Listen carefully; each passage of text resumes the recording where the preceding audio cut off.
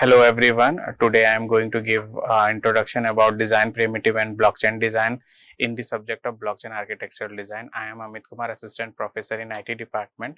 In the previous video, I have told about the introduction about the blockchain. What is the use of blockchain? What are the functions of blockchain? What are the use nowadays of the blockchain? I am given in the previous video lectures. In the design primitive, there are the 5 design primitives are there: protocols, security, consciousness, permission and privacy. So in the design primitive, protocols, security, consciousness, permission and privacy are the fundamental components for the design and implementing system based on the ledger technology. That is distributed ledger technology. I have explained in the previous slide. Distributed ledger technology. What is digital ledger technology in the blockchain? As we are using the ledger technology, I am giving the briefing discussion about the ledger. That is a main function or main ledger. Okay, and these are the different ledgers. So it are going to be connected to each other, and it is connected to main also. So it is a distributed ledger. So all the ledgers will update the blocks of itself. When anyone is using the ledger, it will update only the its own ledger, and after that it will update the main ledger. As an example, I am telling you, as a bank transaction is going on, if I am transacting, if I am debiting a money from the bank, then it will update my ledger, and after some time it will update the main ledger that today in the bank of this, the customer has applied for this, and a customer has been credited this amount or debited this amount. These are the 5 primitives for the blockchain. First one, protocols. Protocols defines the rules governing communication and the data exchange in the distributed system. The protocols are the I can say that protocols are the rules and the designs which where we follow the rules and regulation designed by the protocol systems. As in the blockchain, there are some rules, set of rules and regulations for the working of the blockchain. So these are the protocols which have to be defined. The role of these protocols is ensure interoperability, reliability and efficiency. You know that what is interoperability? It means you can operate from anyone, from any side. Reliability means you can do from anywhere, and the efficiency is fast, means you can use as much as possible. You can use this the efficiency. What are the key characteristics of the protocols? Scalability, fault tolerance and efficiency. It is a scalable, and it can handle the fault tolerance of the systems and the efficiency. What are the examples in DLT? That is distributed ledger technique.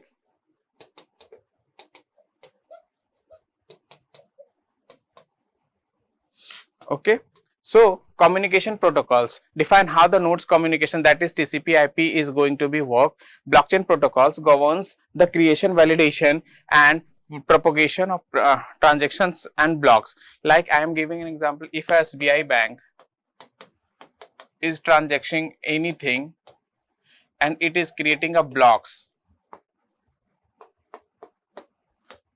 so the SBI has a set of rules and protocols that if you want to debit or credit your amount from your bank or your account, then you have to do something like you have to use your PIN, your account number, your PAN number, anything you can use. So these are the protocols where you have to use. And if you are using online banking in the SBI, so you have the communication protocols, that how TCP/IP is going to be used for that one. So this is the these are the examples for the protocols. The protocol basically makes the rules and regulations, set of rules and regulations for the distributed system to communicate or to make our process or to make our blockchain or to make our blocks efficiently used. It can be scalable. It is used for the fault tolerance. It can be reduce the fault tolerance and the efficiency and increase the efficiency of the system. Next one is security. Security ensure the system to re-silence the attacks, tampering and unauthorized access. As we are knowing that in today's world, there are many cyber attacks are in this world. So security ensures the system to re-silence the attacks. Means we have to protect our systems from the attacks like unauthorized access, authorization to the identified or authorized persons for the access in the security.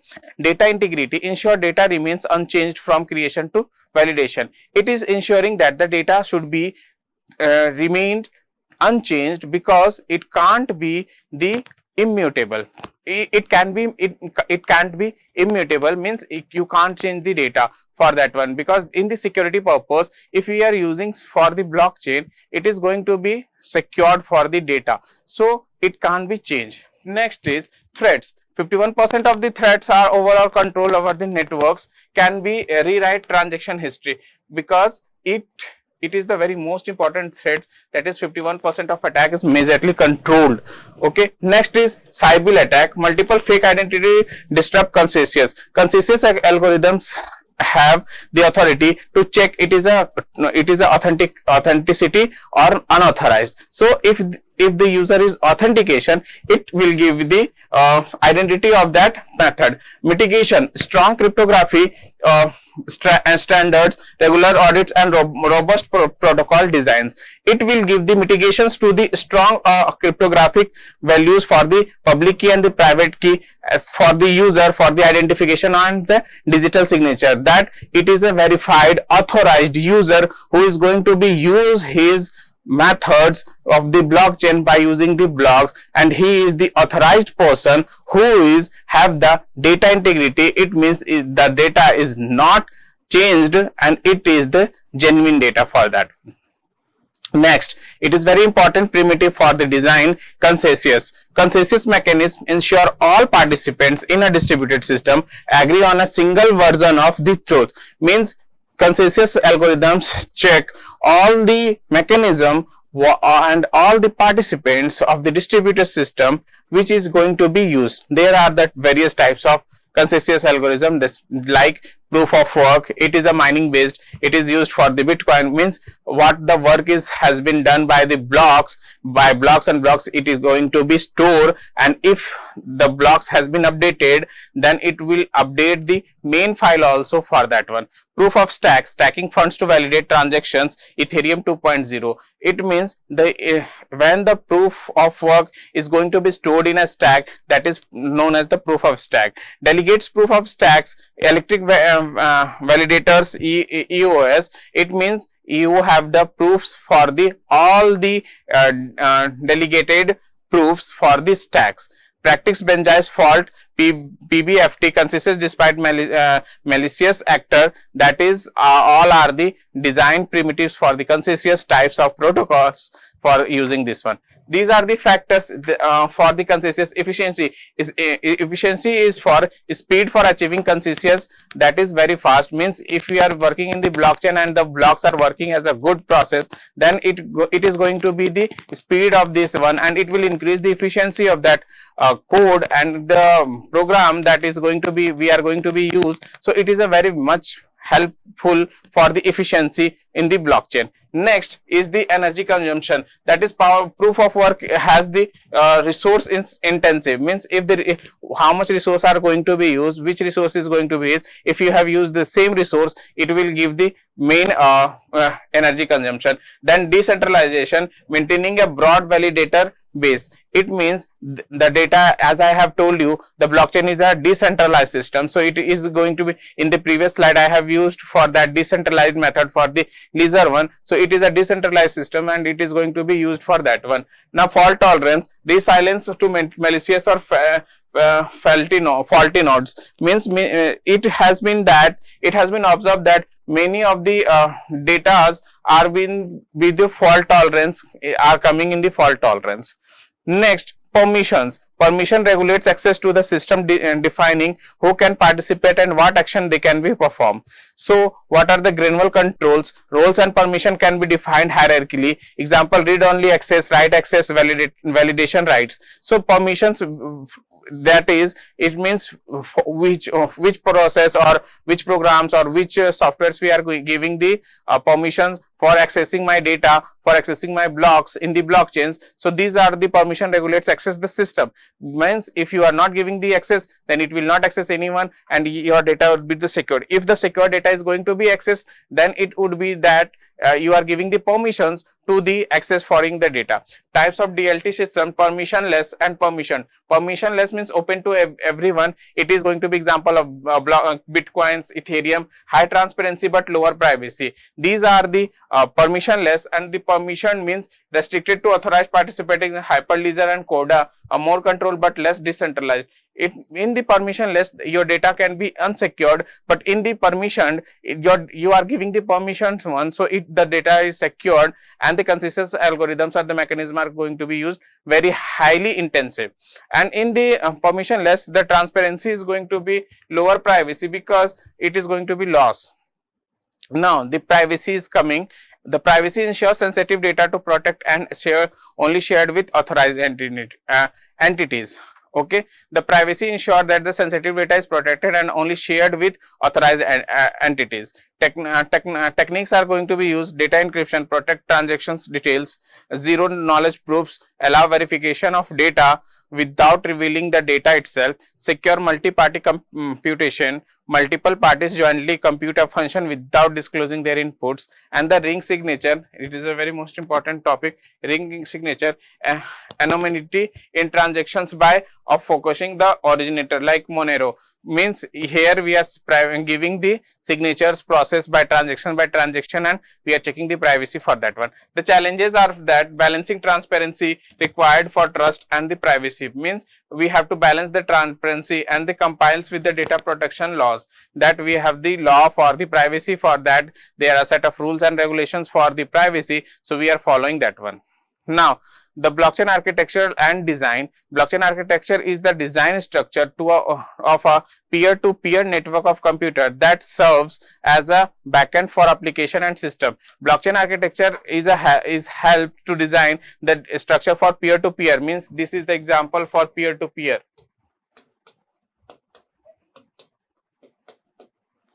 This is a peer-to-peer connection for that one, and peer-to-peer network is computer that serves as a backend to application in the system. This network is built to function as a unit, that is a virtual machine, even though there is no central authority to manage the interaction among the nodes.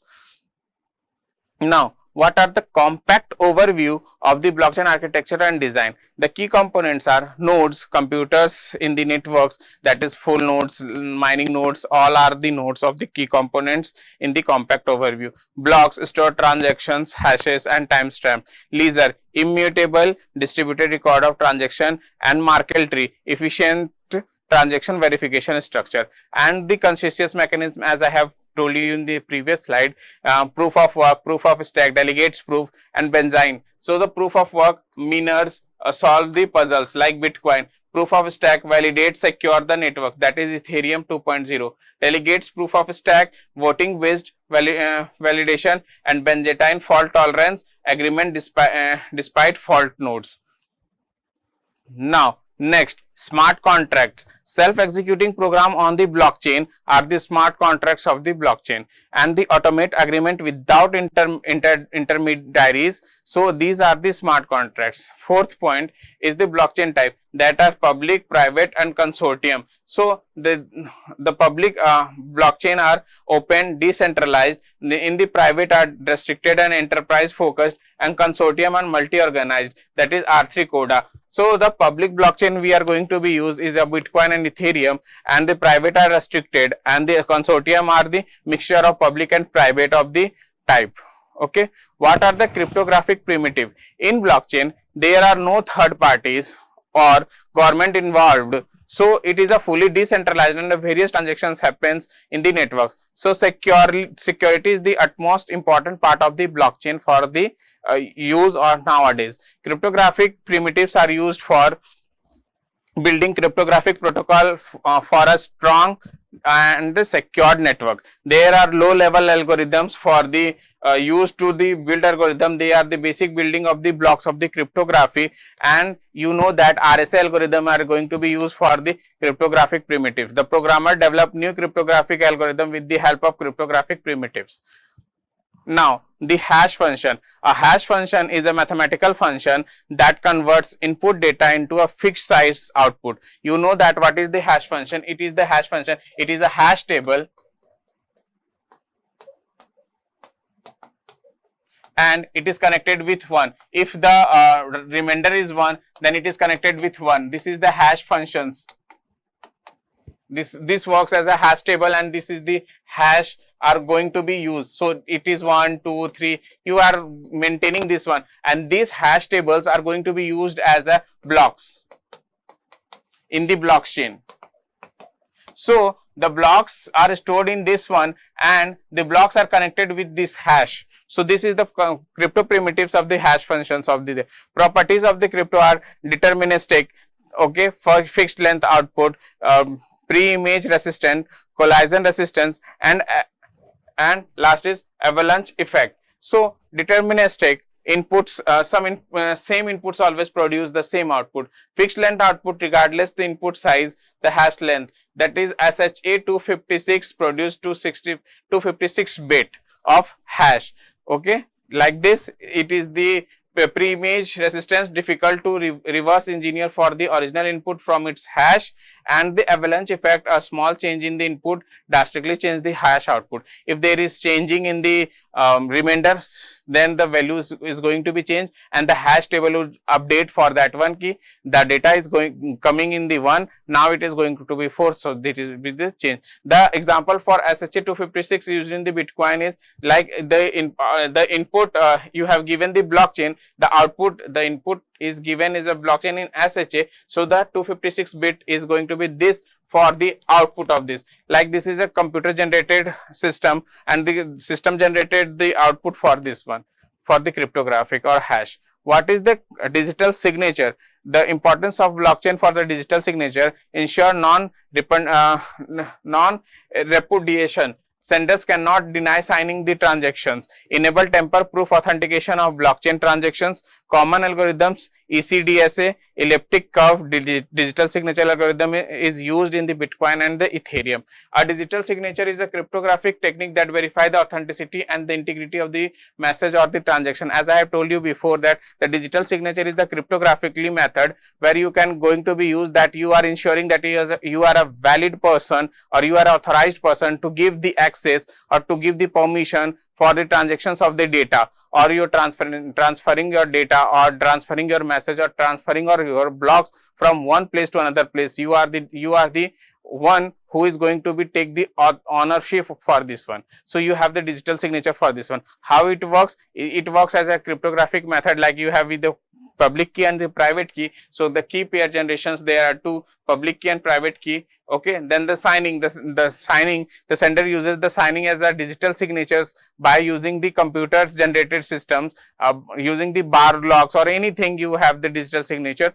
So this is proof that you are signing. The senders uses the private key to sign the transactions. And the verification, anyone can verify the signing over the sender's public key. Means if you have sent or you have given the message or you have given the access to anything, you have the signed the data.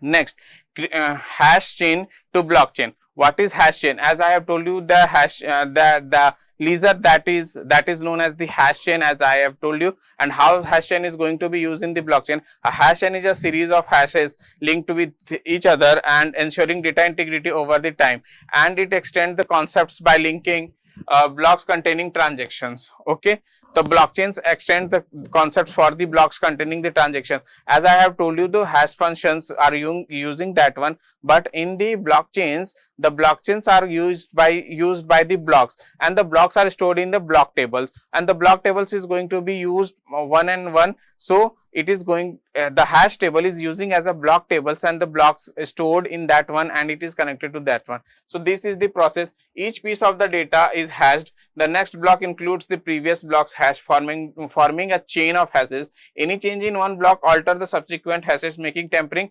nearly impossible. Means if you have changed the data, then it is going to be changed by the method where it is going to be hashed.